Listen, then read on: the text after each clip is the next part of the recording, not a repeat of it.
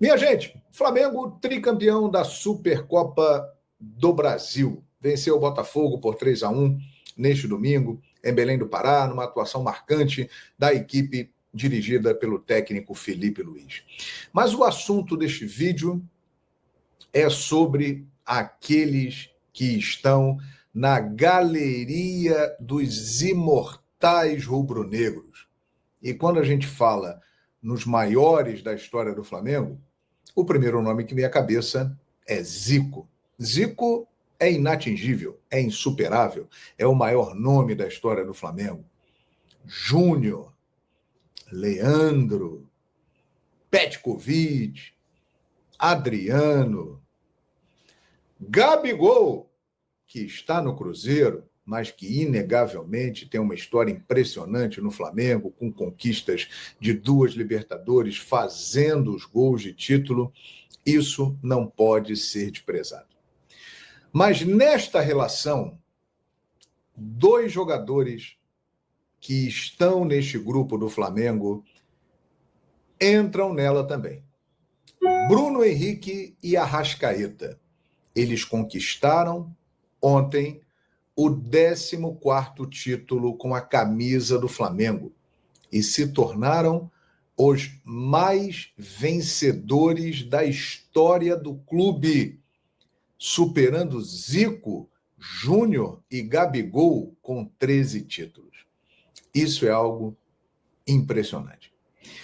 A saída de Gabigol para o Cruzeiro, já que ele é um jogador que inegavelmente tem muito carisma, tem muita mídia, ele chama a atenção, tudo que envolve o Gabigol repercute muito, abriu espaço para que 2 caras fossem ainda mais destacados na história do Flamengo. Exatamente Arrascaeta e Bruno Henrique. Arrascaeta agora veste a camisa 10, que lhe caiu muito bem. E Bruno Henrique, se a gente for analisar, desde quando ele chegou ao Flamengo em janeiro de 2019, não é à toa que ele recebeu o apelido de Rei dos Clássicos e já foi escolhido também Rei da América, o melhor jogador da Libertadores da América de 2019. Bruno Henrique é um dos maiores jogadores da história do Flamengo. Ele é extremamente decisivo, tem números impressionantes. Vou relembrar apenas 2 fatos recentes. A final da Copa do Brasil, que o Flamengo venceu em Belo Horizonte, dentro da Arena MRV, com aquele golaço do Plata. Você se lembra quem deu o passe para ele, quem iniciou o contra-ataque e enxergou aquela situação? Bruno Henrique. Foi ele que deu assistência para o Plata fazer o gol do título histórico do Flamengo. E na Supercopa do Brasil, ele, que normalmente vai bem em jogos grandes, em clássicos, especialmente contra o Botafogo, ele colocou o jogo no bolso. Ele decidiu, fez 2 gols, um deles um golaço, e entra cada vez mais para a história do Flamengo. O torcedor rubro-negro está dando o devido valor que Bruno Henrique merece. A saída de Gabigol teve este benefício para o Flamengo. Bruno Henrique muitas vezes ficou na sombra de Gabi. Gabi aparecia mais, também decidiu muito, também ganhou muito, mas aquela fusão famosa tinha Bruno Henrique como um elemento muito importante. Muitos falam o seguinte: ídolo não se faz apenas com o que se constrói dentro de campo, e sim fora dele. E pela postura de Bruno Henrique, que sempre foi um cara que respeitou o Flamengo, que mostrou admiração pelo clube, se diz sempre honrado e emocionado de vestir a camisa do Flamengo. Nunca se envolveu em polêmica, aquelas de dar o que falar. Apenas recentemente teve a situação lá do caso, da investigação, que ele teria tomado cartão amarelo, mas esse assunto está sendo averiguado e parece que não vai dar em absolutamente nada. Bruno Henrique é um cara na dele, que cumpre o papel dele, que calado faz muito mais do que outros que falam muito. Ele é extremamente decisivo, extremamente identificado com a torcida do Flamengo. Ele tem a cara, genuinamente, da torcida do Flamengo. Grande parte da torcida do Flamengo, que é o time mais popular do Brasil, se identifica com o jeito de Bruno Henrique ser. Muitas vezes até uma certa inocência, mas é uma coisa extremamente espontânea. Bruno Henrique continuará no Flamengo. Ele vai desafiando o tempo. Ele tem hoje 34 anos. Quando foi renovado o contrato dele por 3 anos, muitos questionaram, pô, vai renovar um contrato com um jogador que na época tinha 32 anos, que vem de uma lesão grave no joelho, ele ficou quase um ano parado, ele nunca mais vai voltar a ser o mesmo jogador, e aí é que está a diferença. Bruno Henrique, mesmo com essa lesão grave, mesmo ficando fora um bom tempo, ele voltou a produzir, ele voltou a decidir. Em muitos momentos, ele foi importante na história do Flamengo. Então, na minha opinião, Bruno Henrique já está nessa galeria dos imortais rubro-negros que eu citei no início do vídeo. E ele vai ficando cada vez maior. Maior até do que Gabigol, que tem títulos, Libertadores, gols em finais de Libertadores, 13 conquistas, mas Bruno Henrique também foi fundamental em grandes conquistas do Flamengo, inclusive na Libertadores da América de 2019, tem um grande número de gols, assistências e tem uma identificação e um respeito pelo clube muito grande. E ele continuará. Tem mais 2 anos de contrato e pode se tornar ainda maior. Eu não tenho dúvida. Bruno Henrique é um dos maiores da história do Flamengo e está se tornando maior do que Gabigol. De fato, o Rio de Janeiro nasceu rubro-negro, amanheceu rubro-negro nesta segunda-feira, após a conquista ontem da Supercopa do Brasil. É evidente que há muita discussão sobre o valor do título, porque é apenas um jogo, mas fato é que o Flamengo é tricampeão desta competição, ganha 12 milhões de reais de premiação por conta dessa conquista e é o segundo troféu que o Felipe Luiz levanta como técnico em 19 jogos como treinador do Flamengo. Na verdade, ele tem mais títulos do que derrotas, porque a única vez que ele perdeu como técnico do Flamengo foi no Fla-Flu do Campeonato Brasileiro do ano passado, disputado aqui no Maracanã. O Fluminense ganhou por 2-0. No mais, só vitórias, muitas e empates, e com isso agora ele vai acumulando conquistas que teve como jogador, também como treinador. Falando em conquistas, com esse título de ontem, Bruno Henrique e Arrascaeta acumulam 14 troféus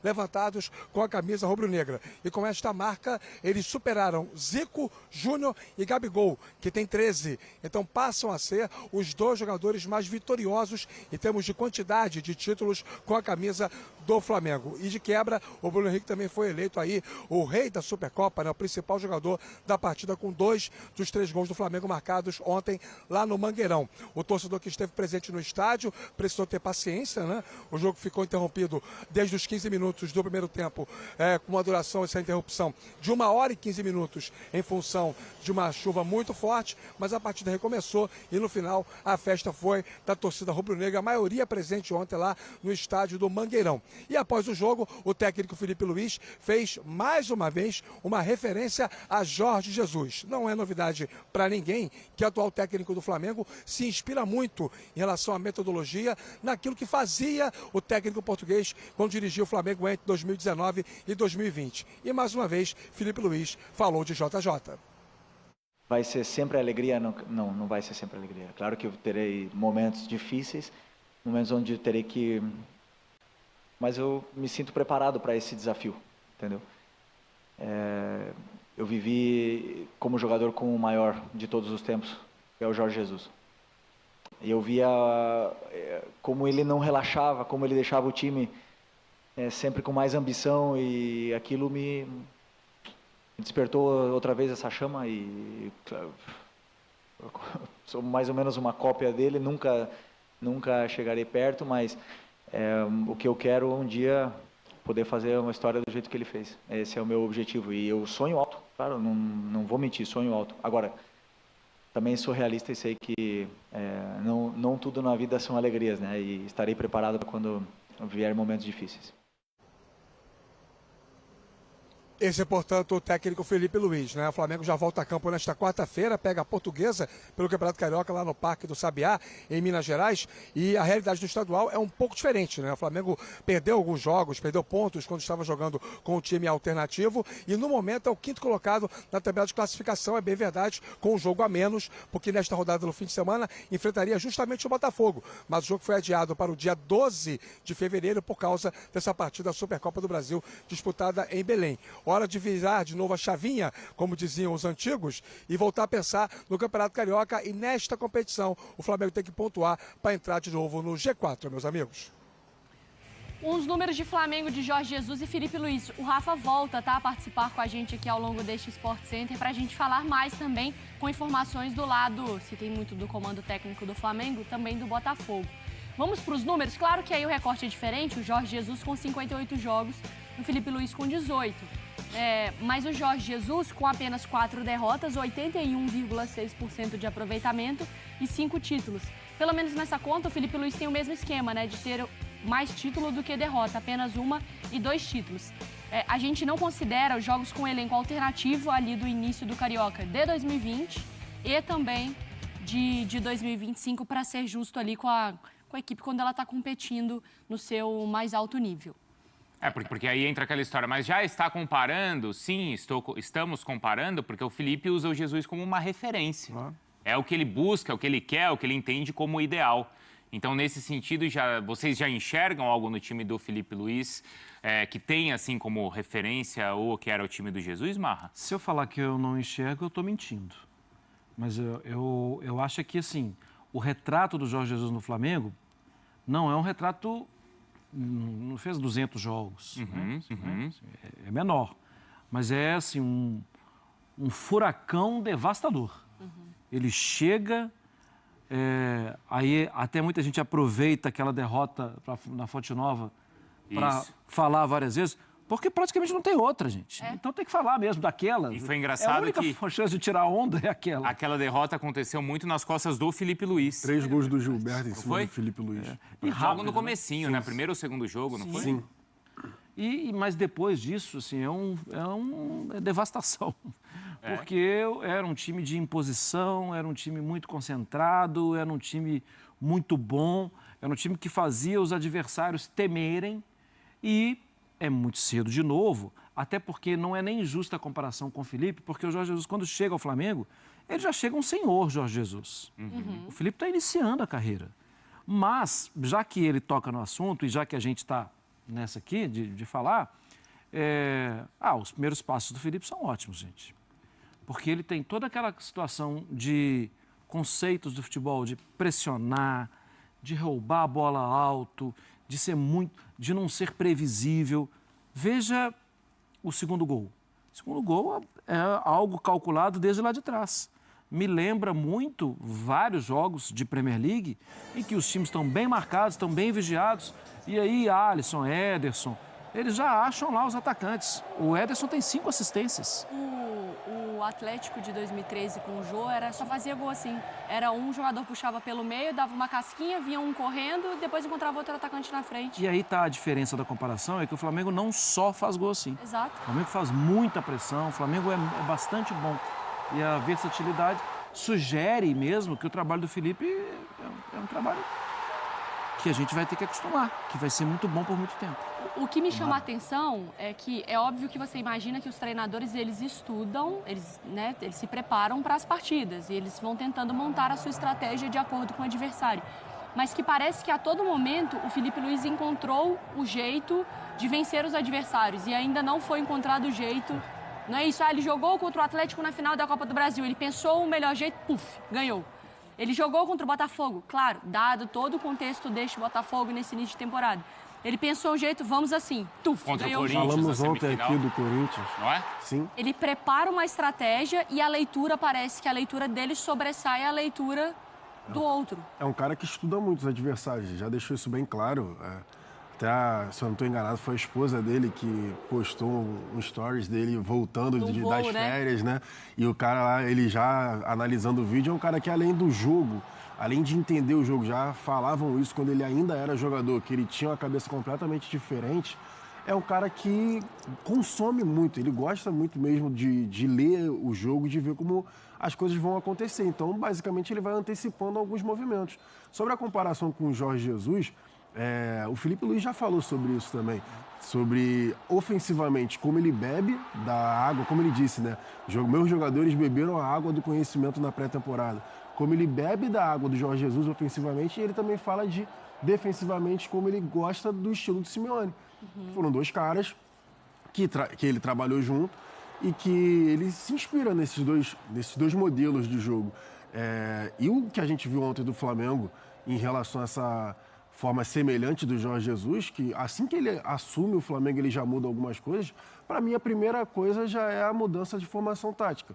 Com o Flamengo do Tite, era basicamente um 4-2-3-1, aqueles pontas espetados nos lados do campo e uma referência que era o Pedro. Quando ele assume, ele automaticamente ele já muda. Ele bota dois atacantes, ele gosta dessa questão de dupla de ataque, um 4-4-2 que a gente fala, enfim, algumas vezes ele muda, 3-5-2 quando ele faz linha de 3, enfim, que seja. Mas o que a gente pode comparar, ao meu ver, com o modelo assim do Jorge Jesus, tem a pressão alta, a pressão lá em cima não deixando, sufocando os adversários, não deixando os caras saírem jogando, não deixando os caras respirarem.